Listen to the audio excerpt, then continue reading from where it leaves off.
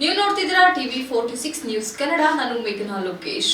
ತಾಲೂಕು ಆಡಳಿತ, ತಾಲೂಕು ಪಂಚಾಯಿತಿ ಹಾಗೂ ಸಮಾಜ ಕಲ್ಯಾಣ ಇಲಾಖೆ ಸಕಲೇಶಪುರ ಇವರ ಸಂಯುಕ್ತಾಶ್ರಯದಲ್ಲಿ 76ನೇ ಸಂವಿಧಾನ ದಿನಾಚರಣೆ ಕಾರ್ಯಕ್ರಮ ತಾಲೂಕು ಪಂಚಾಯಿತಿ ಸಭಾಂಗಣದಲ್ಲಿ ಬುಧವಾರ ನಡೆಯಿತು.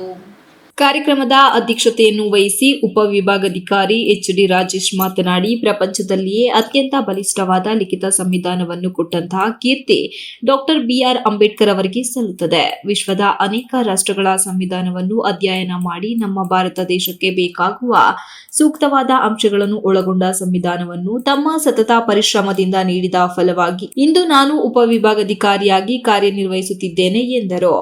ಸಂವಿಧಾನ ಜಾರಿಗೆ ಮುನ್ನ ಹಿಂದಿನ ಕಾಲದಲ್ಲಿ ರಾಜ ಮಹಾರಾಜರು ಆಳ್ವಿಕೆ ನಡೆಸುತ್ತಿದ್ದರು. ಕಸುಬುಗಳ ಆಧಾರದ ಮೇಲೆ ಜಾತಿಗಳನ್ನು ವಿಂಗಡಣೆ ಮಾಡಲಾಗುತ್ತಿತ್ತು. ಸಮಾಜದಲ್ಲಿ ಅಸ್ಪೃಶ್ಯತಾ ಆಚರಣೆ ಜಾರಿಯಲ್ಲಿತ್ತು. ಇವುಗಳೆಲ್ಲವನ್ನು ಸ್ವತಃ ಅಂಬೇಡ್ಕರ್ ಅವರು ಅನುಭವಿಸಿ ಸಂವಿಧಾನ ನೀಡುವ ಮೂಲಕ ಕೆಟ್ಟ ಪದ್ಧತಿಗಳಿಗೆ ತಿಲಾಂಜಲಿ ಹಾಡಿದ ಕೀರ್ತಿ ಅಂಬೇಡ್ಕರ್ ಅವರಿಗೆ ಸಲ್ಲುತ್ತದೆ ಎಂದರು.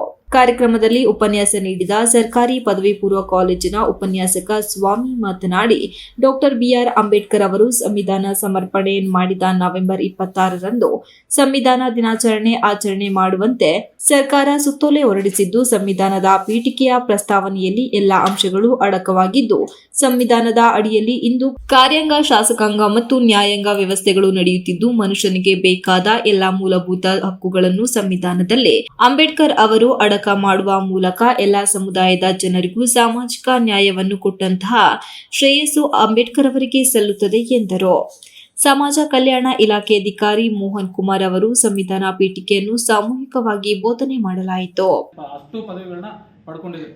ಅವರು ಅಷ್ಟು ಉನ್ನತ ಮಟ್ಟದ ವ್ಯಾಸಂಗ ಮಾಡಿ ಜ್ಞಾನವನ್ನು ಅರ್ಜನೆ ಮಾಡಿಕೊಂಡು ಆ ನಂತರ ಭಾರತ ಸಂವಿಧಾನವನ್ನು ರಚನೆ ಮಾಡಿರ್ತಕ್ಕಂಥದ್ದು. ಅತಿ ಮುಖ್ಯವಾಗಿ ಫಂಡಮೆಂಟಲ್ ರೈಟ್ಸ್ ಅಂತ ಏನು ಕೊಡ್ತಾರೆ, ಫಂಡಮೆಂಟಲ್ ರೈಟ್ಸ್, ಆ ರೈಟ್ಸ್ ಇಲ್ಲ ಅಂತಂದಿದ್ರೆ ಇವತ್ತು ನಾನು ಇಲ್ಲಿ ನಿಂತ್ಕೊಂಡು ಮಾತಾಡೋಕ್ಕಾಗ್ತಿರಲಿಲ್ಲ.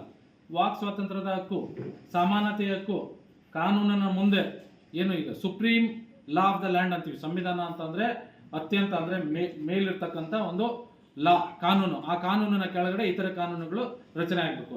ಆ ಸಮಾನತೆ ಅನ್ನೋದು ಇಲ್ಲ ಅಂದಿದ್ರೆ ಇವತ್ತು ನಾನು ಇಲ್ಲಿರ್ತಿರ್ಲಿಲ್ಲ. ಯಾರು ಪ್ರಭಾವಿಗಳು, ದುಡ್ಡಿರ್ತಕ್ಕಂಥವ್ರು ಅಥವಾ ರಾಜಕೀಯವಾಗಿ ಬಲ್ಲಾಢ್ಯರು, ಬೇರೆ ಇನ್ನೊಬ್ರು ಏನೋ ಅವ್ರು ಯಾವುದೋ ಒಂದು ಎಕ್ಸಾಮ್ ಬರೆದು ಬಹುಶಃ ಏನೋ ಒಂದು ಹುದ್ದೆ ಪಡ್ಕೊಳ್ಳೋಂಥ, ಅಂದರೆ ಹುದ್ದೆ ಪಡ್ಕೊಂಡು ಅವರೇ ಮುಂದುವರಿಸ್ಕೊಂಡು ಹೋಗತಕ್ಕಂಥ ಪರಿಸ್ಥಿತಿ ಇವತ್ತು ಕೂಡ ಇರ್ತಿತ್ತು. ಪ್ರಜೆಗಳು ನಾವು ಎಷ್ಟು ಸಮಸ್ಯೆಗಳಿಗೆ ಬಿಡಿಸುವಂತ ಭಾರತವನ್ನು ಬಸ್ಕೊಳ್ಳೋದಕ್ಕೆ ಎಷ್ಟೆಲ್ಲ ಹೋರಾಟದ ಫಲವನ್ನು ಮಾಡಿದ್ವೋ ಅಷ್ಟು ಅದಕ್ಕಿಂತ ಹೆಚ್ಚಿನ ಸಮಸ್ಯೆಯನ್ನು ಎದುರಿಸಬೇಕಂತ ಹೊರಗೊಂಡಂತಹ ಅಂಬೇಡ್ಕರ್ ಈ ಸಂವಿಧಾನವನ್ನು ಬರಬೇಕಿತ್ತು ಅಂತ ಹೇಳಿ ಶಪಥವನ್ನು ಮಾಡ್ತಾರೆ.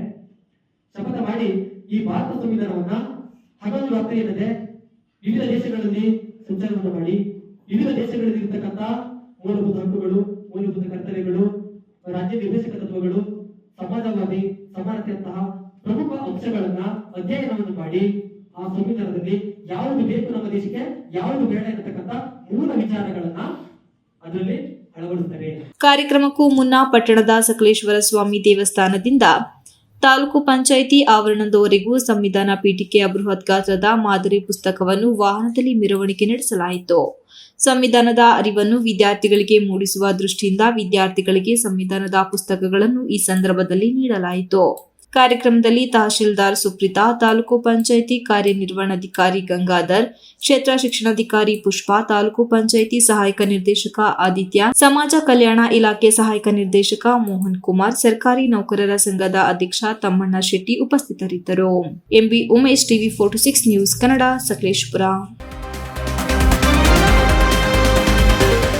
You are watching TV 46 News Kannada.